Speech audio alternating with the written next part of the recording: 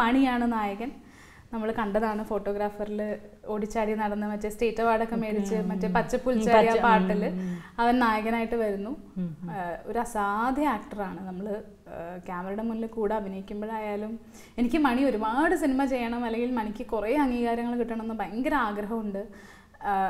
അവരെയൊന്നും അങ്ങനെ കൊണ്ടുവരാനോ അവരെയൊന്നും സെലിബ്രേറ്റ് ചെയ്യാനോ പ്രൊമോട്ട് ചെയ്യാനോ ആളുകൾ അംഗീകരിക്കാൻ പോലും ശരിക്കും അവർക്ക് നീ നല്ല ചിലപ്പോൾ ആത്മവിശ്വാസം കുറച്ച് കുറവുള്ള സമയമായിരിക്കും.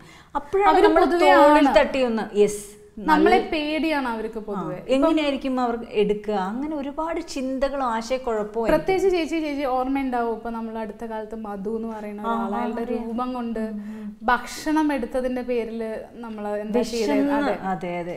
അപ്പം ശരിക്കും കേരളം ലജ്ജിച്ച് തലതാഴ്ത്തിയ ഒരു അവസ്ഥയാണ്. അപ്പൊ അതുകൊണ്ട് നമ്മളെ പേടിയാണ് അവർക്ക്. അതുകൊണ്ടാണ് അവർ ഈ ഒളിച്ചും പാത്തും ഒക്കെ വരുന്നത്. അപ്പം അങ്ങനെ ഒരു കൂട്ടം ആളുകളുടെ ഒരു മാനസികാവസ്ഥയും ഞാനത് പറഞ്ഞൊരു ഇമോഷണൽ. അതാണ് എനിക്ക് ഉടലാടെന്ന് പറയുന്ന ഒരു സിനിമ. അപ്പോൾ അത് ആളുകൾ കാണണം, കണ്ടേ പറ്റൂ. ഇതൊരു നീഡായിട്ടുള്ളൊരു സിനിമയാണെന്നാണ് എനിക്ക് ഉടലാടത്തിനെ പറ്റി പറയാനുള്ളത്.